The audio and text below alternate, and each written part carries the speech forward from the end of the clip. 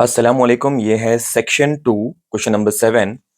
और ये देखो क्वेश्चन में क्या लिखा हुआ है। From the given Venn diagram find the sets A union B, A intersection B, A minus B and B minus ए।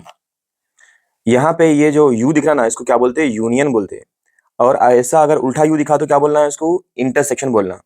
इसको पढ़ना ए माइनस बी और इसको पढ़ना बी माइनस ए। तो एक वेन डायग्राम दे दिया आपने को। ये जो रेक्टेंगल बॉक्स के अंदर जो सर्कल्स दिख रहे हैं, इसको पूरा डायग्राम को क्या बोलते हैं? वेन डायग्राम बोलते हैं। ये जो पहला सर्कल है उसको सेट ए बोलेंगे, ये दूसरा सर्कल जो है उसको बोलेंगे सेट बी। यहाँ पे लिखे हुआ है म्यू। म्यू कहाँ पे है? सेट के बाहर है, तो उसको बोलते हैं यूनिवर्स। ठीक है, तो यूनिवर्स में म्यू के पास 9 है, 7 है, जो सेट्स के अंदर नहीं है। सेट्स के अंदर जो भी है वो इस सर्कल के अंदर है। ए के अंदर अगर मैं ऐसा हाथ रख दूं तो ए के अंदर आप देखेंगे जितने भी ये सर्कल के अंदर आ रहे हैं, ये सारे के सारे सेट ए के एलिमेंट्स हैं। अगर मैं ए को बंद कर दूं और सिर्फ बी को देखूं तो बी के अंदर जितने भी एलिमेंट दिखाई दे रहे हैं वो बी के एलिमेंट्स हैं। तो सबसे पहले हम क्या करेंगे, यहाँ पे जो एलिमेंट्स लिखे हुए हैं, जैसे कि ए के अंदर ऐसा फ्लावर ब्रैकेट, उसके बाद कितने एलिमेंट्स लिखे हुए उन सबको लिख लेंगे। 1 2 3 5 6 10 15 30, ये सारे ए के अंदर लिखे हुए हैं। 1 2 3, उसके बाद 5 भी है, 6 भी है, उसके बाद 10 15 30, राइट। ये ए के एलिमेंट्स थे। बी के अंदर जो जो एलिमेंट्स आ रहे हैं वो उनको लिख लेंगे। बी के अंदर क्या क्या एलिमेंट्स आ रहे हैं, ये फ्लावर ब्रैकेट 1 2 3 4 6 8 12 24, ये सारे के सारे बी सेट के अंदर जितने भी एलिमेंट्स हैं हम उनको लिख लिए। अब ए यूनियन बी निकालना है आपको। ए यूनियन बी मतलब ए और बी में दोनों में भी रहना हो, लेकिन रिपीट नहीं होना, राइट। मतलब पूरे एलिमेंट्स रहना, बल्कि ऐसा नहीं है, सारे के सारे ए और बी के एलिमेंट्स को लिखना है, लेकिन रिपीट नहीं करना है। जैसे कि 1 है 2 बार है तो एक बार लिखेंगे, उसके बाद 2 है 2 बार है एक बार लिखेंगे, फिर 3 2 बार है एक बार लिखेंगे, देन 4 एक बार ही है, देन 5 6 7 नहीं है, 8 है, 10 12 15 24 और 30 और फ्लावर ब्रैकेट क्लोज। इतना करने के बाद हम सारे जितने भी ए और बी के अंदर जितने भी एलिमेंट्स हैं हम उनको ए यूनियन बी बोल के लिख लिए। क्यों लिखे? क्योंकि क्वेश्चन में पूछा गया ए यूनियन बी निकालो, बोला पहले ए यूनियन बी लिख लिया अपन। अब क्या करना है? ए इंटरसेक्शन बी निकालना है। ए इंटरसेक्शन बी कैसे निकालते हैं? ए इंटरसेक्शन बी लिखेंगे, और ए इंटरसेक्शन बी का मतलब ये है कि इन दोनों सेट्स में कॉमन जो एलिमेंट्स है उनको लिखना है, बस जो कॉमन है दोनों में भी आ रहे हैं। एक 1 है, 2 है, 3 है और 6 है, बस इतने 6। तो ए इंटरसेक्शन क्या हुआ? 1 2 3 6, ये हुआ ए इंटरसेक्शन बी। नेक्स्ट है A minus B. A minus B, A के वैल्यूज क्या है? 1 2 3 5 6 10 15 30, ये ए के एलिमेंट्स है। माइनस लगे हुआ है तो माइनस लगा देंगे, और फिर बी के एलिमेंट्स लिखेंगे। फिर से 1 2 3 4 6 8 12 24, फ्लावर ब्रैकेट क्लोज। देखो 1 1 कट कर देंगे, 2 2 कट हो गया, 3 3 कट हो गया, और कट क्या हो सकता है? 6 6 कट हो गया। अब सिर्फ ए के अंदर जो एलिमेंट्स बचे हुए हैं उनको लिखना है आपको, ए माइनस बी करके। तो ए माइनस बी लिख रहा हूं मैं, इज इक्वल टू जो बच गया वो लिखो 5 10 15 30, ये है ए माइनस बी। अपने को बी माइनस ए भी निकालना है, बी माइनस ए निकालना है। तो बी माइनस ए, तो सिंपली आप देखो बी में क्या बचे हुआ वो लिख लो बस। क्या बचे हुआ है? 4 8 12 24, 4 8 12 24। बहुत सिंपल है और इजी है। तो वेन डायग्राम, ये डायग्राम आपके क्वेश्चन में आ जाता। क्या मालूम करना है? वो A union B, A intersection B, A minus B, B minus A, ये सब कुछ आपको क्वेश्चन में मेंशन कर देता। डायग्राम को देखना है, एलिमेंट्स क्या क्या है ए के अंदर उन सबको लिखना है, बी के अंदर जो एलिमेंट्स है उन सबको लिखना है। फिर ए यूनियन बी निकाला मैं, फिर ए इंटरसेक्शन बी निकाला, फिर ए माइनस बी और बी माइनस ए निकाला। फाइनली बी माइनस ए जो बी में जो बचे हुए हैं कैंसिल करने के बाद वो लिखा, कैंसिल करने के बाद जो बचे हुए हैं यहाँ पे 5, 10, 15, 30 वो a माइनस बी है। ठीक है, ये था क्वेश्चन नंबर 7। नेक्स्ट करेंगे question number 8। Question number 8, from a well shuffled deck of cards if a card is selected randomly then find the probability of getting. एक डेक ऑफ कार्ड्स बोलते हो कार्डों की गड्डी, राइट, कार्डों की गड्डी, जो कार्ड्स रहते हैं ना प्ले कार्ड्स, उसकी गड्डी को बोलते हैं डेक, बोलते हैं डेक ऑफ कार्ड्स बोलते हैं उसको। उसको अच्छी तरीके से शफल कर दिए, मतलब मिक्स कर दिए, शफल करना मतलब कार्डों को मिक्स कर दिए, और उसमें से रैंडमली एक कार्ड निकाले, एक card is selected randomly, then find the probability of getting. अब उसमें से प्रोबेबिलिटी क्या है कि चांसेस निकलने के, रेड कलर वाला कार्ड निकलने के चांसेस कितने हैं, इसमें किंग आए। ब्लैक कलर वाला फेस कार्ड आने के चांसेस कितने हैं, डायमंड कार्ड आने के चांसेस कितने हैं, और क्वीन कार्ड ऑफ क्लब्स आने के चांसेस कितने में, कितने चांसेस है एक ये टाइप के कार्ड्स आने के, वो अपने को मालूम करना है। तो बहुत सिंपल और इजी है ये चैप्टर, प्रोबेबिलिटी 13 चैप्टर है आपके सिलेबस में। तो सिंपली आपको करना क्या है, जैसे कि फर्स्ट वन है, मान लो प्रोबेबिलिटी मेरे पास क्या है, रेड कार्ड्स की बात कर रहा हूं मैं, getting a red card, red coloured king, ये लाना है। आज इसके आने के चांसेस क्या है पूछ रहा। ठीक है, ओके। फॉर्मूला मेरे पास है प्रोबेबिलिटी ऑफ इवेंट का card, sorry probability of event P of E का फॉर्मूला है, प्रोबेबिलिटी का फॉर्मूला क्या है, number of favourable outcomes, shortcut में लिख रहा हूं मैं, डिवाइडेड बाई टोटल आउटकम्स। ठीक है, ऐसा भी लिख सकते हैं अपन, थोड़ा मॉडिफाई करके भी लिख सकते, टोटल आउटकम्स। अब ये बोलो कि नंबर ऑफ फेवरेबल आउटकम्स कितने हैं आ सकते हैं, किंग आने के, रेड कलर वाला किंग आने के चांसेस कितने हैं, 2 है।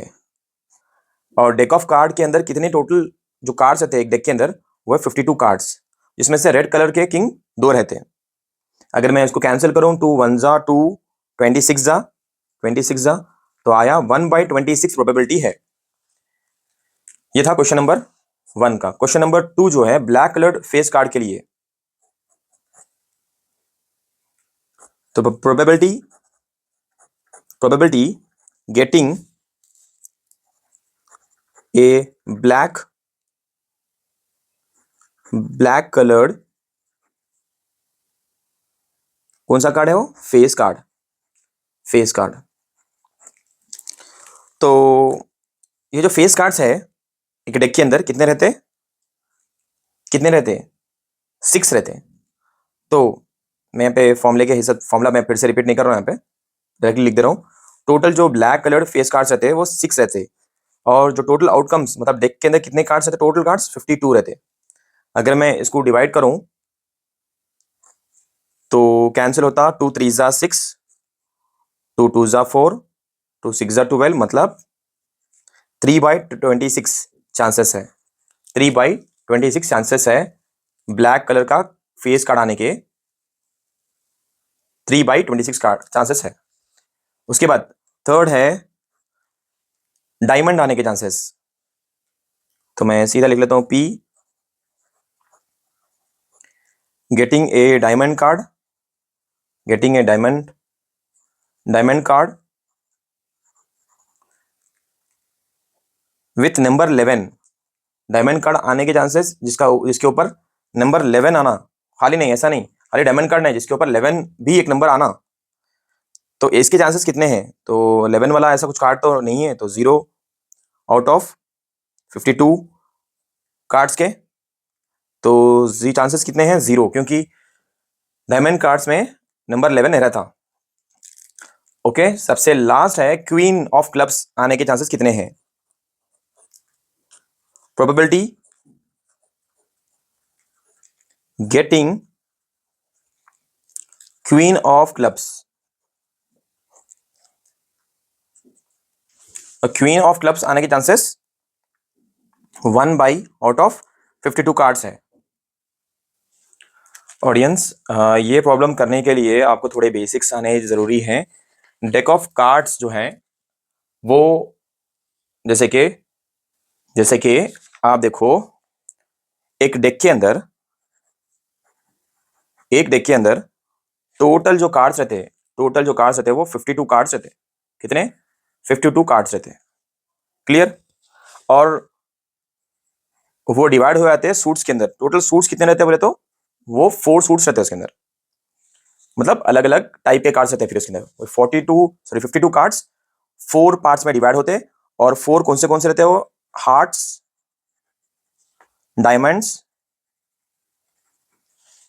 क्लब्स और स्पेड्स। ये 4 सूट्स में डिवाइड हो जाती है। एक कार्ड एक सूट के अंदर, इसको एक सूट बोलेंगे। ये एक सूट है, ये दूसरा सूट है, ये तीसरा सूट है, ये चौथा सूट है। एक सूट के अंदर 13 कार्ड रहते हैं। ठीक है ना? ये 13, ये भी 13 और ये भी 13। अब मैं 13 इंटू 4 करूं, 4 3 जा 12, 1 4 1 जा 4, 52 कार्ड्स हो गए। राइट? क्लियर है? इसमें से जो एस वाले कार्ड्स रहते हैं, ए के कार्ड्स रहते हैं इसमें, इसको अपन ए सी एस बोलते हैं। फिर नंबर वाले कार्ड्स रहते हैं, 2 से लेके 10 रहते हैं उसमें नंबर वाले कार्ड्स। और जो फेस कार्ड्स रहते हैं, फेस के कार्ड्स जैसे कि जैक है तो जे, क्वीन है तो क्यू और किंग है तो के। इस तरीके के कार्ड्स रहते हैं। अब यहाँ पे और एक चीज इंफॉर्मेशन आपके लिए, जो कलर है वो कलर के हिसाब से भी अलग अलग रहते हैं। फिर रेड वाले और ब्लैक वाले कार्ड्स, रेड जो रहते हैं, जैसे कि कौन से रेड रहते हैं? Hearts, diamond. ठीक है, हार्ट और डायमंड ये रेड कलर के रहते हैं। ब्लैक कलर में कौन से कार्ड्स रहते हैं? क्लब्स रहते हैं और स्पेड्स रहते हैं। ये दोनों टोटल मिला के 26 कार्ड्स। ये दोनों मिला के 26 कार्ड्स। ठीक है ना? इस तरीके से कार्ड्स का डिस्ट्रीब्यूशन होता, अलग अलग टाइप के कार्ड्स रहते हैं। अब हमारा जो सवाल था यहाँ पे कि getting a red coloured king, right, getting a red coloured king, तो चांसेस कितने रहते हैं रेड कलर्ड किंग के बोले तो? रेड वाले के बोले तो एक सूट के अंदर red suits our hearts and diamonds. Red के अंदर देखो, आप मैंने लिखा, रेड के अंदर क्या आते हैं? हार्ट्स आते हैं और डायमंड्स आते हैं। टोटल कितने रहते हैं वो? 26।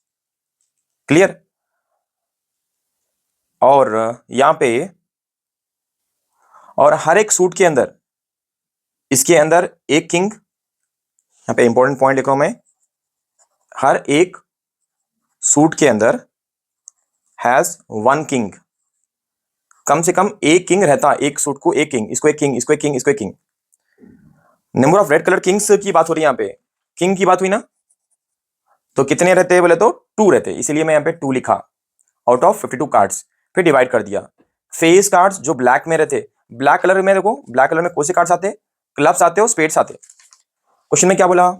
फेस कार्ड्स बोल रहा। फेस कार्ड्स कौन से रहते? फेस कार्ड्स बोले तो जैक हो सकता, क्वीन हो सकता, किंग हो सकता।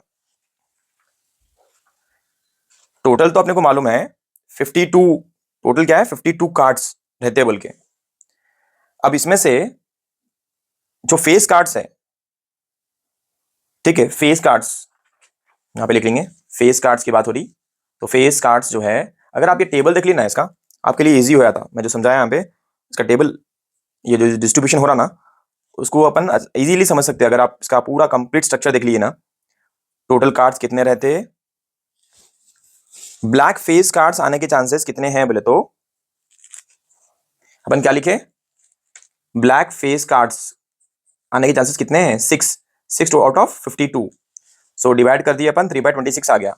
उसी तरह थर्ड बिट है और फोर्थ बिट है। अच्छा, यहां पे अपन ये जो लिखे अपन 11 जो है वो है jack. Getting a diamond card with number jack, 11th card क्या रहता? जैक रहता। और एक ही जैक कार्ड रहता, ओनली 1 जैक कार्ड रहता। तो मैं इसको कैसा लिख सकता हूं? 1 बाई, एक ही जैक कार्ड रहता ना, तो मैं लिखूँ इसको 1/52। ठीक है, बस काफी है, जीरो ना लिखना है, 1/52 लिख देंगे। 1/52 ये मेरा आंसर है। उसी तरह getting a queen of clubs, उसके भी चांसेस 1/52 है। ठीक है, नेक्स्ट क्वेश्चन नंबर 9। ऑडियंस, ये है क्वेश्चन नंबर 9। क्या बोल रहा, शो दैट, ट्रिग्नोमेट्री से क्वेश्चन है, show that 1 plus tan square A by 1 plus cot square A is equal to 1 minus tan A by 1 minus cot whole square is equal to tan square A. ठीक है, ये proof करना है आपने को। कैसा प्रूफ करते हैं वो देखेंगे यहाँ पे। सबसे पहले आपको देखना है इसमें, ये जो LHS में लिखे हुआ है ना, 1 plus tan square A divided by 1 plus cot square A लिख लिया अपन, इज इक्वल टू LHS लिया अपन। अब इसको कैसा लिखेंगे अपन, यहाँ पे इज इक्वल टू लिखे हुआ है ना, ब्रैकेट लगाओ, 1 plus tan square A divided by 1 minus, यहाँ पे कॉट है तो मैं 1 बाई tan स्क्वायर ए लिख ले सकता हूं, ब्रैकेट लगा के क्लोज। ठीक है, क्या करें अपन, सेम है तो ये लिखे, इज इक्वल टू लिखे, फिर इसको, लेकिन यहाँ पे जो कॉट है तो कॉट को अपन 1 माइनस 1 बाई tan, कॉट के लिए 1 बाई tan स्क्वायर ए लिख लिए। Clear, okay. अब इज इक्वल टू,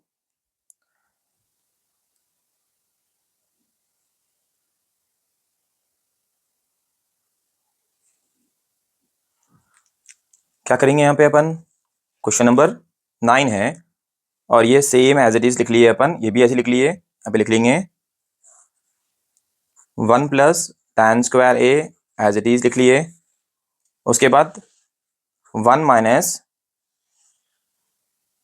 अच्छा यहाँ पे क्या करेंगे, ये जो tan स्क्वायर है ये 1 से मल्टीप्लाई होता, ये बन गया tan square A minus 1 by tan square A, bracket close, यहाँ पे स्क्वायर।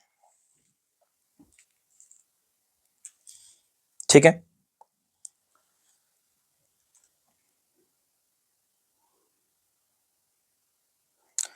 अब ये जो tan स्क्वायर ए है उसको मैं अगर ऊपर भेज दिया तो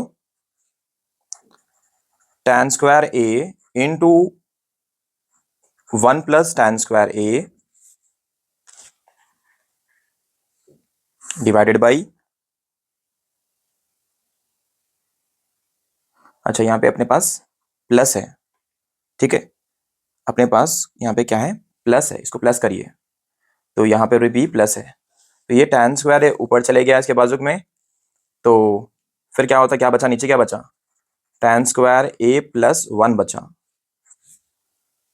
ठीक है, अब क्या कर सकते हैं अपन, 1 प्लस tan स्क्वायर ए, 1 प्लस tan स्क्वायर ए गेट कैंसिल, जो हमारा आंसर आया वो है tan स्क्वायर ए। ठीक है, इस तरीके से आप इतना इसको कर लीजिए, बस काफी है। ये है question number 10। In triangle ABC D parallel to BC if AD is equal to x minus 2, DB is equal to 5, AE is equal to 2x minus 1, EC is equal to 2x plus 5, then find the value of x कहते। तो जो question दिया उसके हिसाब से triangle है कहते हैं, ऐसा ट्राइंगल ड्रॉ कर लेंगे अपन पहले, समझ में आसानी से आ जाता अपने को। ट्राइंगल का नाम है ABC और बोल रहा कि यहाँ पे BC को एक लाइन पैरेलल है, उसका नाम क्या है, DE। ठीक है, DE एक लाइन है पैरेलल है कहते हैं। यहाँ पे वैल्यूज दे दिया, देखो AD की वैल्यू कितनी है, x माइनस 2, तो ये x माइनस 2 है। DB की वैल्यू कितनी है, 5, DB यहाँ पे है ना, तो ये हो गया 5। AE की वैल्यू कितनी है, 2x माइनस 1, और EC की वैल्यू कितनी है, EC मतलब ये ना 2x प्लस 5। पहले डायग्राम ड्रॉ करके इसके वैल्यूज अपन लिख लिए, डन, ओके।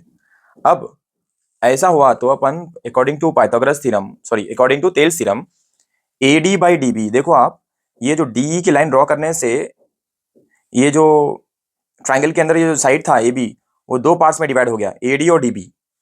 इधर भी ये जो लाइन AC थी पहले, अब AE बाई EC हो गई, तो तेल्स थ्योरम के हिसाब से AD बाई DB इक्वल रहना AE बाई EC कहते हैं, को बोलते हैं बेसिक प्रोपोर्शनैलिटी थ्योरम, BPT के अकॉर्डिंग टू BPT। अब मेरे पास AD की वैल्यू क्या है, देखो यहाँ पे AD की वैल्यू है x minus two divided by DB की वैल्यू क्या है 5 इज इक्वल टू AE की वैल्यू क्या है 2x माइनस वन और EC की वैल्यू क्या है 2x प्लस 5। अब क्या करेंगे, क्रॉस मल्टीप्लाई करेंगे। क्या करेंगे, मल्टीप्लाई क्रॉस मल्टीप्लाई करेंगे। क्रॉस मल्टीप्लाई करें तो क्या होता, सवाल ये है। इन दोनों को बाजू बाजू लिख देंगे, x minus two 2x plus 5 is equal to 5, इसके बाजू का आ गया 5 इंटू 2x माइनस वन। क्या कर सकते हैं, और देखो ये जो x है x लिख लेंगे और कंप्लीट ब्रैकेट लिख लेंगे इसके बाजू में 2x प्लस 5, उसके बाद माइनस टू लिखेंगे, फिर कंप्लीट ब्रैकेट लिख लेंगे ये 2x plus 5 is equal to 5 टू ज़ा 10, 10x लिखेंगे माइनस 5 वन ज़ा 5। यहाँ पे 2 into two x x sorry x into two x is 2x square plus x into 5 5x हो गया माइनस 2 टू ज़ा 4 4x हो गया माइनस इंटू प्लस माइनस हो गया 2 5 ज़ा 10 हो गया is equal to 10x minus 5।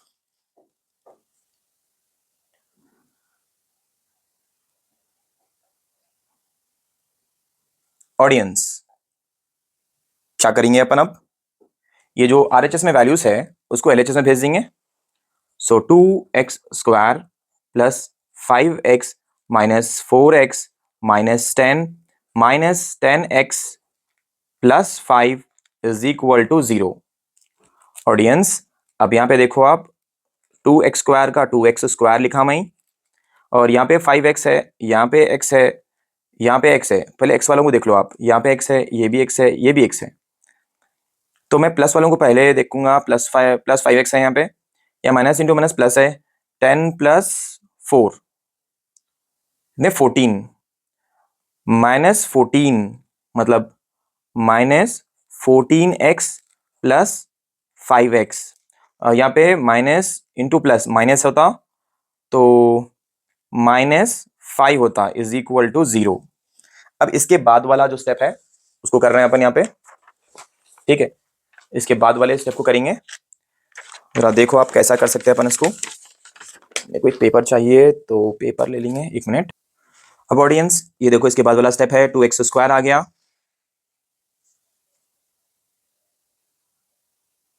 Minus 9x आ गया माइनस 5 आ गया इज इक्वल टू 0। ठीक है, यहां तक क्लियर है? ओके। अब इसको अपन कंटिन्यू करने वाले हैं, ठीक है, इसको अपन कंटिन्यू करने वाले हैं। कैसा सॉल्व करेंगे इसको वो देखेंगे। अब ये हमारे पास लिखे हुआ है 2x square minus 9x minus 5 is equal to 0। ठीक है ऑडियंस, ओके। क्या करेंगे अपन यहाँ पे, इससे इसको मल्टीप्लाई करेंगे। 2x स्क्वायर इंटू 5 क्या होता, 10x स्क्वायर होता, माइनस का माइनस। इसके फैक्टर्स लिखेंगे 10x into x, 10x into x is 10x square. यहाँ पे साइन माइनस है तो बड़े वाले को माइनस, छोटे वाले को प्लस, छोटे वाले को प्लस। इससे पहले क्या लिखे हुआ है 2x स्क्वायर लिखे हुआ है, इसके बाद में क्या लिखे हुआ है माइनस 5 लिखे हुआ है इज इक्वल टू 0। इन दोनों के बीच में कॉमन निकालेंगे।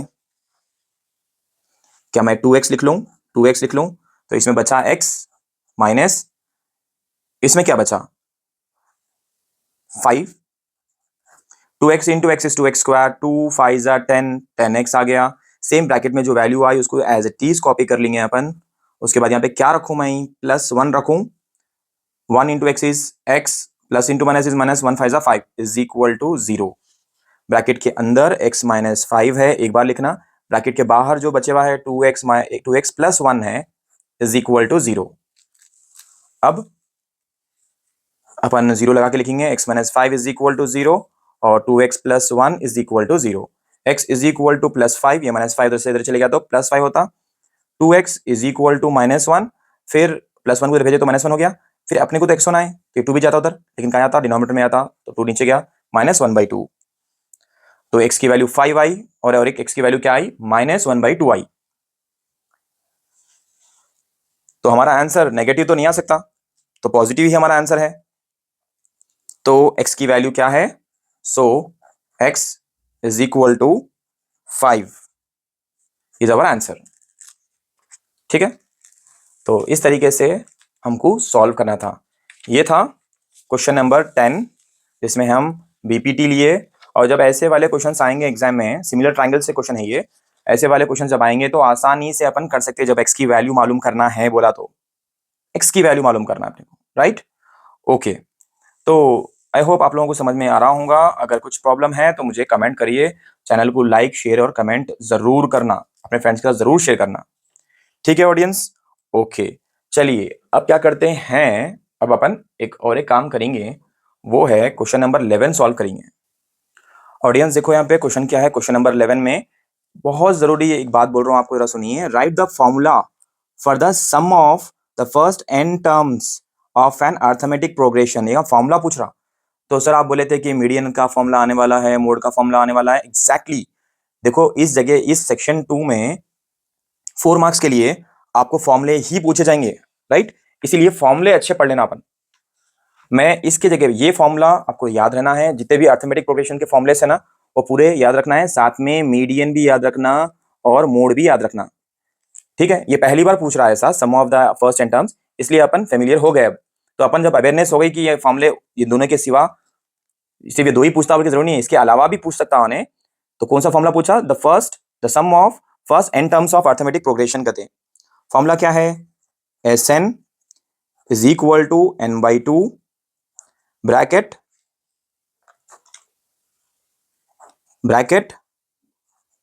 2a plus n-1 into D bracket close. ठीक है, और एक फॉर्मूला कौन सा है? Sn is equal to n/2 bracket a plus l। ठीक है, ये दो फॉर्मुलेस है। ये फॉर्मूले लिखना भी और इनके अंदर जो a l और n दिख रहा ना और d, इसके बारे में भी एक्सप्लेन करना है, ये टर्म्स को भी एक्सप्लेन करना। क्वेश्चन में बोला ना explain each term in it बोल के, तो लिख लेंगे अपन। n मतलब नंबर ऑफ टर्म्स, ठीक है। उसके बाद a बोले तो फर्स्ट टर्म को बोलते हैं a, ठीक है, a बोले तो फर्स्ट टर्म। उसके बाद क्या है? d बोलते क्या है? कॉमन डिफरेंस, कॉमन डिफरेंस को बोलते हैं d मतलब कॉमन डिफरेंस। ठीक है ऑडियंस? ओके, अब ये फॉर्मूले के अंदर जितने भी टर्म्स यूज हो रहे हैं वो लिख लिया मैं। और भी है यहाँ पे, जैसे कि a है ऑलरेडी लिख लिया अपन, l है यहाँ पे, l मतलब लास्ट टर्म, l मतलब लास्ट टर्म। और यहाँ पे याद रखो आप, SN का मतलब है SN का मतलब है SN stands for sum of first n terms. ठीक है, SN का मतलब है sum of first n terms. ये सारे फॉर्मुलेस आपको लिखना है, बस इतना ही है करना आपको। मीडियन के भी फॉर्मुले याद कर लो, मोड का भी फॉर्मुला याद करो, उसके अंदर के टर्म्स भी याद करो, साथ में ये फॉर्मुले जो अर्थमेटिक प्रोग्रेशंस के हैं ये भी सेक्शन 2 में पूछा जाएगा। इसीलिए सारे के सारे जितने भी मैं इंपॉर्टेंट है वो सब कुछ डिस्कस कर रहा हूँ इस वीडियो में। ठीक है ऑडियंस? ओके, चलो क्वेश्चन नंबर 12 सॉल्व करेंगे। Question number 12, show that the triangle with vertices A की वैल्यू दी -4,2, बी की वैल्यू है 2, -4, सी की वैल्यू है 12,6, फॉर्म से राइट एंगल ट्राइंगल कहते हैं। ये 3 पॉइंट देके बोल रहा, फॉर्म से राइट एंगल ट्राइंगल कहते हैं। राइट एंगल ट्राइंगल बोले तो ऐसे ही रहता ना, राइट एंगल ट्राइंगल बोले तो ऐसे रहता। ए बी सी कहते हैं, ए बी सी पॉइंट दे दिया। सी बोले तो 12,6, बी बोले तो 2, -4, ए बोले तो -4, 2। ये सारे पॉइंट से अपन लिख लिए। अब क्या करना है यहाँ पे आपको, ये जब पे पॉइंट लिख लिए अपन, पहले तो इनको आप एक साथ में लिख लो ऐसा, क्योंकि अपन करने वाले क्या है यहाँ पे, डिस्टेंस का फॉर्मूला यूज करने वाले हैं। पहले ए बी का डिस्टेंस, फिर बी सी का, पहले ए बी का डिस्टेंस निकालेंगे, फिर बी सी का डिस्टेंस, फिर लास्ट में ए सी का डिस्टेंस। ठीक है, तो यहाँ पे हम डिस्टेंस का फॉर्मूला यूज करें। पहले तो आप डिस्टेंस का फॉर्मूला लिखे, तो मैं यहाँ पे distance between 2 points is equal to √ x2 - x1 whole square plus y2 - y1 whole square, इतना लिख लिया अपन। Okay, is equal to under root, ठीक है। सबसे पहले तो ये करने से पहले आप दो पॉइंट्स ले लो पहले, इसमें से ए बी का डिस्टेंस निकालेंगे अपन। मैं बोल रहा हूं कि length of side A B निकालेंगे। ए का पॉइंट क्या है, -4,2, बी का पॉइंट है 2,-4, ठीक है ऑडियंस। अब यहाँ पे इंपॉर्टेंट आपको इसको बोलना है, ये x1 है, ये y1 है, ये x2 है, ये y2 है। जो हमारा फॉर्मूला है वो फॉर्मूला लिख देंगे, डिस्टेंस का formula, under root x2 minus x1 whole square plus y2 minus y1 whole square is equal to under root x2 की वैल्यू है 2, x1 की वैल्यू है -4 होल स्क्वायर प्लस y2 की वैल्यू है -4 माइनस y1 की value है 2 whole square is equal to under root 2 का 2 -4 है यहाँ पे, तो माइनस इंटू माइनस क्या होता, माइनस इंटू माइनस प्लस होता, तो +4 whole square plus minus into minus plus होता, ये हो गया -6 होल स्क्वायर। उसके बाद 2 + 4 6 स्क्वायर प्लस ये भी -6 होल स्क्वायर अंडर रूट 6 का स्क्वायर 6 6 36 प्लस ये भी 36, दोनों को ऐड कर दो क्या आता, √72, इन दोनों को ऐड कर दो √72। ये था AC का डिस्टेंस, क्या निकाले अपन, AC का डिस्टेंस निकाले। अब क्या करेंगे, BC का डिस्टेंस निकालेंगे, ठीक है ऑडियंस, BC का डिस्टेंस निकालेंगे। ये AB निकाले ना अपन, AB का डिस्टेंस निकाले अपन। अब क्या करेंगे, BC का डिस्टेंस निकालेंगे।